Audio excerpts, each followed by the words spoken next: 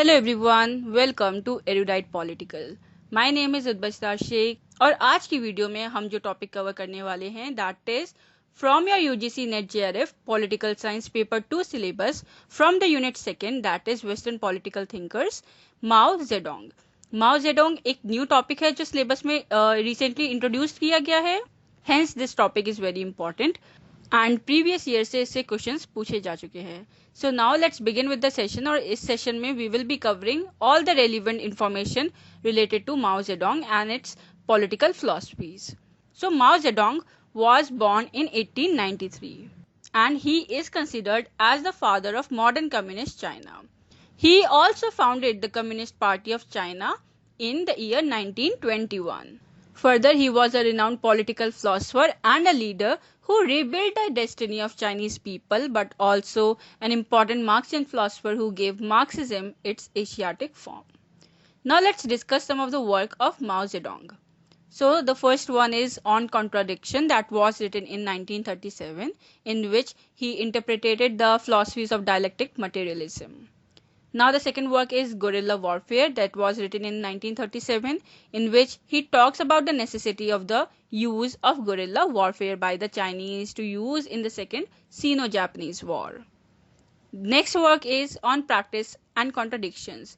It was written in 1937 and in this one Mao expresses his support for Marxism and also talks about establishing a Chinese brand of communist philosophy. Now the next work is on coalition government and it was written in 1945 and it was a political report by Mao Zedong to the 7th National Congress of the Communist Party of China. Now let's discuss some of the political ideas of Mao. Now the first important political idea of Mao was modification in Marxism to suit Chinese conditions. So now one of the biggest contributions of Mao was that he tried to mold the Marxist-Leninist thought to suit the Asian culture. So during his times, Chinese economy was agrarian and lacked an industrial base which Russia had during the time of its revolution. So Mao was very convinced that unless the philosophy of Marxism was interpreted to suit the Chinese culture, it was impossible to bring the revolution. Therefore, he proposed a strategy to suit the realities of his time. And unlike Marx and Lenin, who held that leadership to the revolution should be provided by the workers, Mao, on the other hand, held that the leadership to the revolution should be provided by the peasants who formed 70% of the rural population of China. Now let's discuss Mao's political ideas on permanent revolution.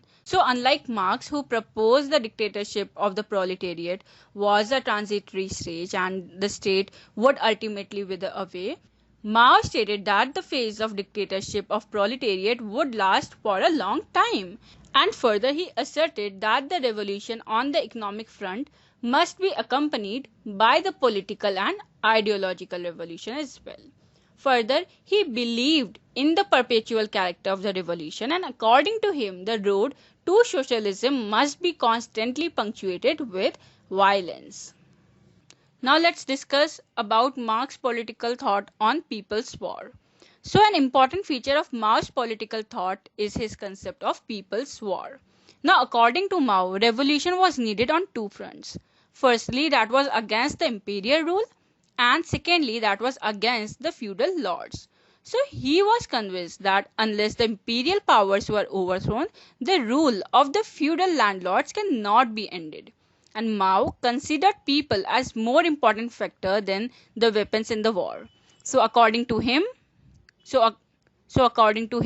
weapons are an important factor in war but not the decisive factor. It is people, not the things, that are decisive. Further, Mao stressed on the theory of total revolution by the totality of the masses. So in this revolution against the imperial powers and the feudal lords, Mao assigned a prominent role to the peasants and he stated that even the peasants were capable of independent revolutionary action.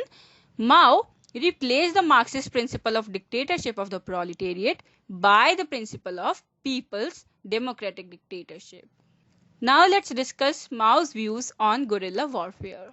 So unlike Marx and Lenin, which sought to, carry the violent revolution for a short duration, Mao held that revolution in the less developed world has to take place for a long period. He stated that this revolution sought to be achieved through the technique of guerrilla warfare. And accordingly, the aim of the guerrilla warfare was to destroy the enemy and preserve their own self. So Mao attached, more importance to the political aspect than the military one, and of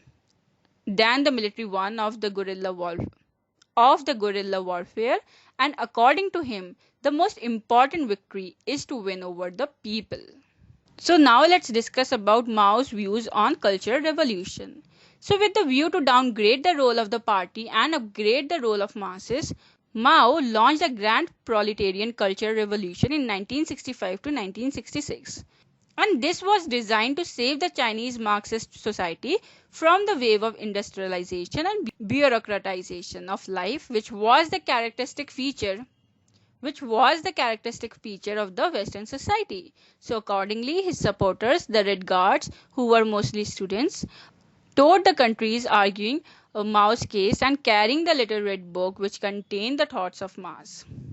Now let's also discuss about Mao's 100-flower policy. So this policy was advocated by Mao Zedong during the period of Cultural Revolution, and Mao stated that it is not necessary that in any society there should be only one ideology or one state. And according to him, each thinking was a flower, and let such hundreds of flowers blossom and glow. So through this theory, he asserted that the society should get rid of the rotten and the outdated ideas, and thus giving the importance to freedom of expressions of ideas. So now these were some important concepts of Mao Zedong. Now let's also discuss some of the important quotes of Mao Zedong, because these quotes are directly asked in the examination. So the first one is that politics is war without blood, while war is politics without blood. The another quote by Mao Zedong was, political power grows out of the barrel of the gun. Next quote is, history is the symptom of a disease. Another quote by Mao Zedong was that you can't be a revolutionary if you don't eat chilies. Next important quote by Mao Zedong was, historical experience is written in iron and blood. And the last important quote by Mao Zedong was, war can only be abolished through war, and in order to get rid of the gun, it is necessary to take up the gun. And this was all for today's video. I hope that you find this video helpful. So if you find this video helpful or relevant, then please subscribe to our channel, do like, share and comment, and recommend this channel to the people whom you find it would be helpful or relevant. Thank you.